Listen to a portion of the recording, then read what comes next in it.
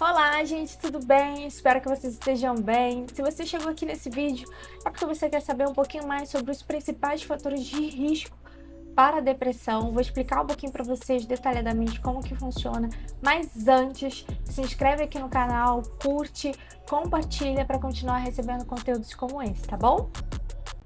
Então vamos lá. O que influencia? Quais são os principais fatores de risco para causar uma depressão? Bom, a gente costuma falar que isso está dentro de uma modalidade biopsicossocial, ou seja, influencia nessas três áreas, tá? Biológica, psicológica e social. Tá? Então, os fatores de risco estão literalmente ligados a um desses três fatores, ok? Eu separei aqui para vocês, no mínimo, três de cada, tá? Óbvio que se você se aprofundar sobre o assunto, você vai encontrar ainda outros fatores, mas eu trouxe aqui para vocês os principais. Começando pelos fatores biológicos, um dos primeiros é justamente o sexo, né, o sexo feminino, onde dentro de um estudo foi visto que as mulheres têm uma propensão maior para desenvolver depressão, justamente devido ao corpo da mulher ela ter vários distúrbios hormonais em diferentes situações, né? Uma delas principal ali é a parte perinatal, né, que ela tem, onde muitas mulheres também tendem, né, a ter depressão após o parto, né? Eles colocam também dentro desse estudo a questão de abusos, né, traumas infantis, que a mulher ela é mais suscetível, assim, diante de um estudo, as mulheres elas sofrem muito mais a violência sexual, né, ou outros tipos de violência do que o homem, né. Então, devido a isso, né, a essas questões, por ser do sexo feminino, tem aí uma probabilidade maior de ter uma depressão, tá? Um outro ponto que tem é em relação à genética. Então, se você teve algum familiar, né, tem alguma pessoa da sua família que teve, há muitos anos atrás, há muito tempo atrás, uma depressão, isso pode ter sido passado para você, e você ter essa predisposição. Então, se acontece alguma coisa que não é nem tão grande assim, vamos dizer, na sua vida, uma situação que pode te deixar muito mais fragilizado, sabe? É muito mais intenso para você, porque você já carrega essa predisposição genética. Por isso que muitas das vezes os profissionais de saúde eles perguntam, né, nos formulários, tem algum histórico de doença? As pessoas pensam que é só doença física, né? Mas a mental também é muito importante, ok? Um outro fator biológico, é o último, né?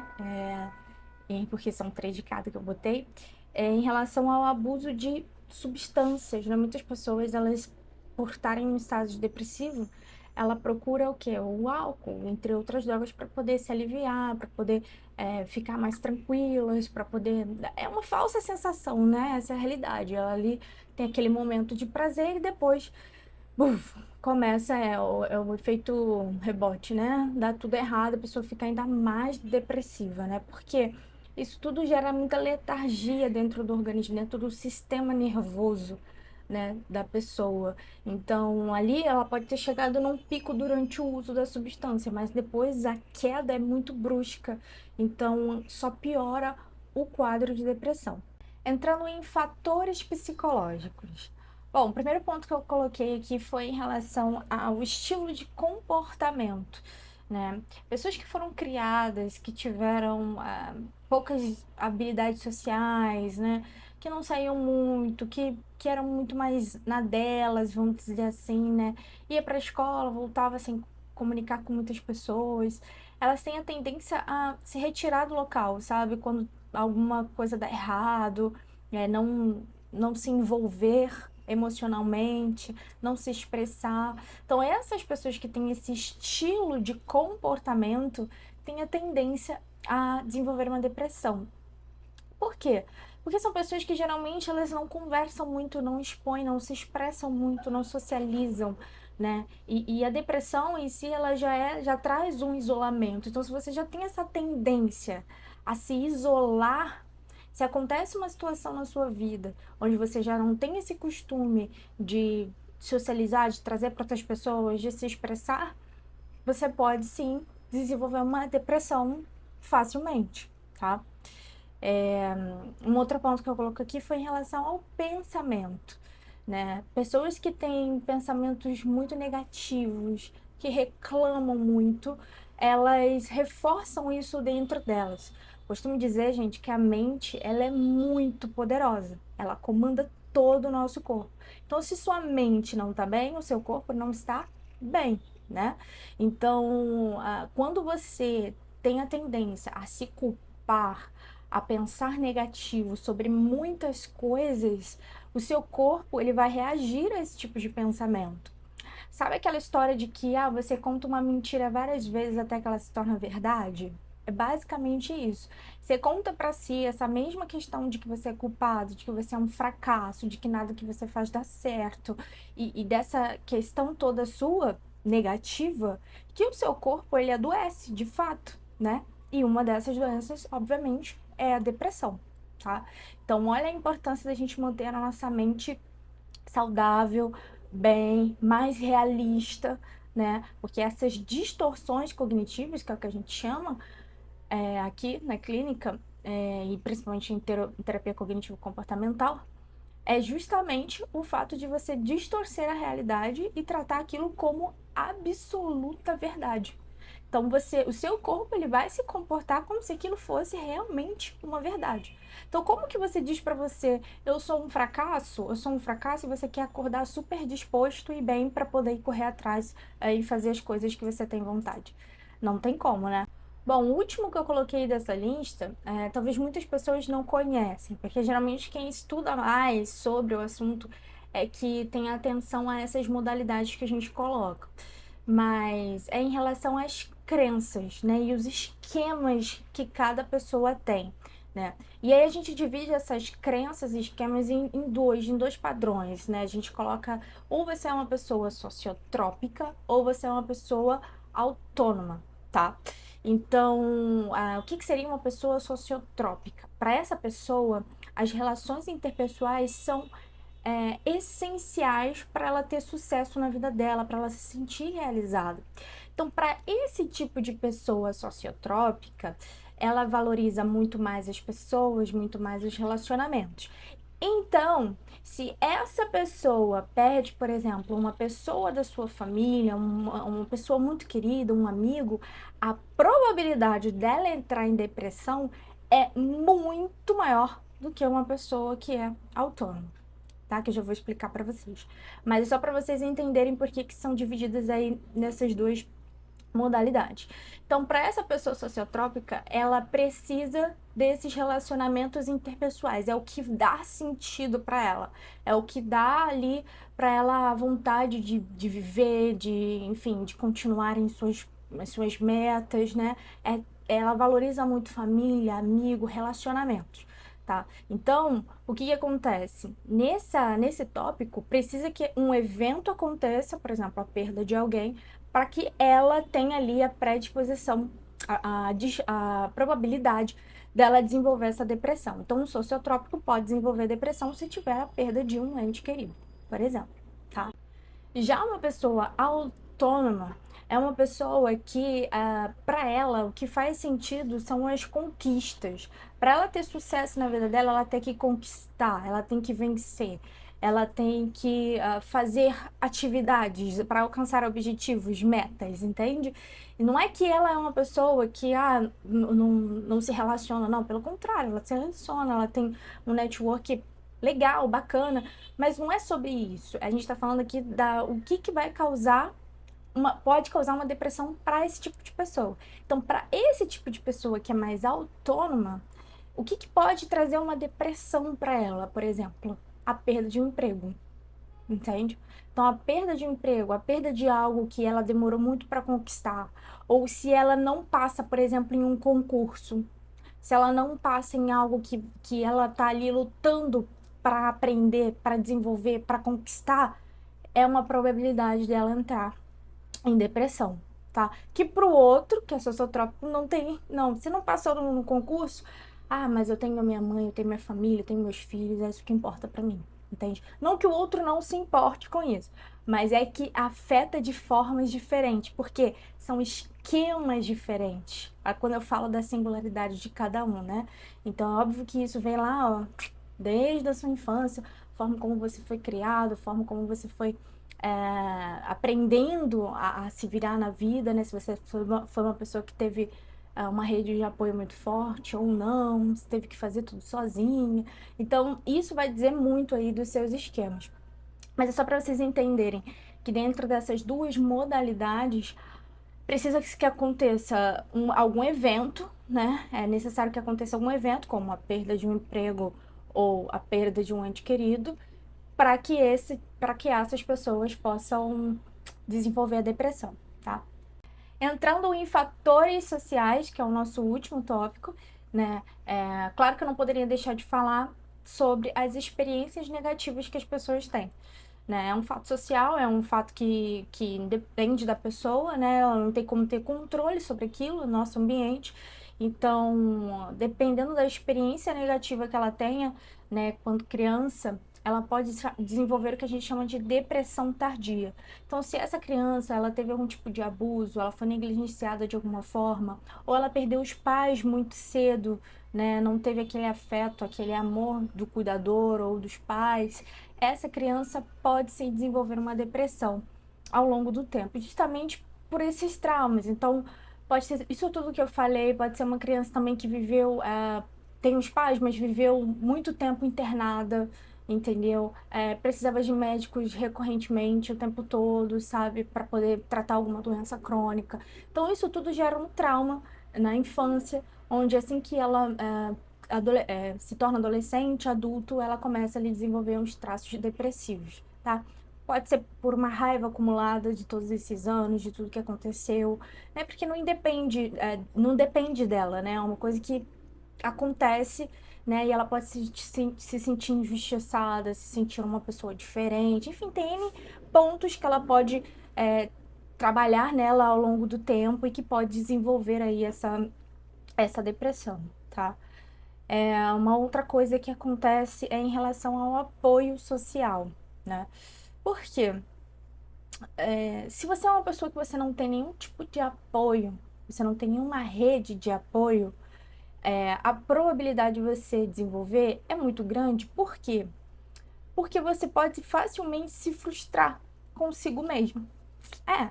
Sabe aquele famoso você não tem que dar conta de tudo? Mas peraí, se só tem eu para fazer tudo, eu tenho que dar conta de tudo, né? E aí, obviamente, você não consegue dar conta de tudo. E aí entra a frustração. Então, pessoas que, por incrível que pareça, muita gente não tem uma rede de apoio legal, tá, gente? Chega as pessoas dentro da clínica e você fala, você tem a mãe? Não, meus pais morreram, eu tenho um irmão que mora não sei aonde, eu moro sozinha, divido um apartamento com um amigo, ou então não tem muito apoio, sabe? E quando eu falo apoio, não é só conversar, tem pessoas que podem falar assim, mas eu tenho muitos amigos, não é ter muitos amigos. O que é um apoio, uma rede de apoio? É do tipo assim, cara, hoje eu acordei doente. Algum amigo vai na sua casa para poder limpar a casa para você porque você tá doente? Não. Hoje hoje eu não consegui fazer tal coisa. Algum amigo vai te substituir, vai fazer essa coisa pra você, vai te dar um apoio nesse sentido? Eu não, eu precisava de uma coisa, mas eu não consigo fazer sozinha. Alguém vai lá e vai te ajudar a ir conquistar, fazer o que você precisa fazer. É esse tipo de apoio, entendeu? A gente não fala aqui, é óbvio que o apoio, o suporte ali emocional, a pessoa te ligar, te dar uma coragem, né? Nesse sentido, é legal. Mas é muito um apoio também braçal que é necessário, sabe? Então, quantas pessoas, por exemplo, mulheres que não deixam de engravidar porque falam, eu não sei quem vai cuidar do meu filho, eu não tenho uma rede de apoio, eu não tenho. Quantas mulheres engravidam e precisam tomar conta dos seus filhos sozinha, porque o pai é negligente, porque o pai não é presente, né? Então, é um fardo muito grande ter que dar conta de tudo sozinho o tempo todo. Então, essas pessoas que são sozinhas, vamos dizer assim, não é sozinhas de não ter amigos, mais uma vez ressaltando, sozinhas para fazer tudo na sua vida só depende de você. Então, ninguém vai te dar nenhum alívio, assim, pra você respirar. Opa, se acontecer um negócio e eu não tiver dinheiro pra pagar aluguel esse mês, alguém, peraí, vai me dar um suporte. Não, não existe, entendeu? Então, eu falo desses tipos de apoio, não só emocional, um suporte financeiro ou um suporte braçal, né, nesse sentido, presencial ali com você. Então, essas pessoas que não têm, elas se frustram muito, né? E aí, obviamente, a depressão é um próximo passo aí, onde a pessoa realmente começa a entrar naquilo que eu falei dos pensamentos, né? Eu sou um fracasso, eu não consigo dar conta, não tem jeito pra mim, ninguém gosta de mim, ninguém me ama, eu não me envolvo com ninguém. E começa a entrar nesse ciclo desses pensamentos e a pessoa tende aí a se tornar uma pessoa depressiva. E por último, viver com uma pessoa depressiva. Sim, quando você convive com uma pessoa depressiva, é uma coisa que, como eu já falei aqui para vocês no Instagram, aqui no YouTube também, eu falo muito sobre isso. Exige muito emocionalmente de você, entende? Por isso que a gente fala que pessoas que cuidam de pessoas depressivas precisam de terapia também. Entende? Porque é algo que vai exigir muito. Imagina você estar com uma pessoa negativa 24 horas por dia. Não é algo fácil. Você se sente ao mesmo tempo tentando ajudar e se sente um fracasso, porque você não pode fazer nada. Entende? Vamos dizer assim. Então, você tem que ver uma pessoa que você ama sofrendo, presa dentro de um quarto. Isso tem que ter muito equilíbrio. Não tem como você não sofrer com essa dor de uma pessoa que você ama, entende? Então, por isso que eu sempre reforço aqui, gente, quem cuida de pessoas depressivas, façam terapia. Porque vai exigir isso de você. Por mais que você estude sobre o assunto, que é perfeito, que você precisa estudar mesmo para poder saber ajudar da melhor forma, você precisa desse suporte emocional para você. Por quê? Porque você também tem as suas questões, você também tem os seus problemas. E no momento, você não está podendo contar com aquela pessoa que está depressiva, né? Então você precisa desse suporte. Então, é uma coisa que é muito importante cuidar da sua saúde mental enquanto está cuidando do outro, tá? É, eu sempre falo que, às vezes, é melhor a gente fazer isso do que desistir da outra pessoa, sabe? Porque muitas das vezes as pessoas acabam realmente desistindo das outras porque já não aguentam mais, já estão muito fadigadas, olha, é todo dia isso, é todo dia. Um professor meu da pós, ele falou sobre isso, que ele teve uma pessoa, né, uma família, né, que no caso ele atendia a filha, né, onde ela era depressiva e ela também tentava suicídio, né, e aí os pais, eles simplesmente se desesperavam, porque era o resto do dia, ela tentando das mais diversas formas. E eles tiravam tudo de perto, tudo que ele falava, olha, tira de perto a faca, tudo, tira tudo de perto. Eles faziam tudo, mas era muito doloroso para eles. E aí os pais, eles não tinham um acompanhamento terapêutico. Tipo assim, ele fazia da filha, né? E aí, obviamente, tudo que precisava para a filha falava com os pais. Até que um dia esse pai chegou para ele e falou assim: olha, tem vezes que eu quero que ela tenha sucesso. Olha que pesado, né? Tem vezes que eu quero que ela tenha sucesso. Porque ele já não tava aguentando mais. Era uma coisa que para ele demandava muito. Ele falava: eu vou trabalhar e eu penso nela, eu vou fazer isso e eu penso nela, eu não consigo seguir minha vida, eu não consigo fazer as coisas. Então realmente exige muito, gente, muito. E aí é óbvio que o professor foi e orientou ele também para buscar essa ajuda e que ele precisava, tanto ele quanto a mulher, precisavam dessa terapia, precisavam dessa ajuda e se fosse necessário também precisariam de medicamentos, né, do psiquiatra para poderem continuar, né, e não desistir. Então, assim, é um trabalho que, dependendo do nível que tiver, é um trabalho muito difícil, é um trabalho muito complicado. E não dá pra você querer vencer isso sozinho, sabe?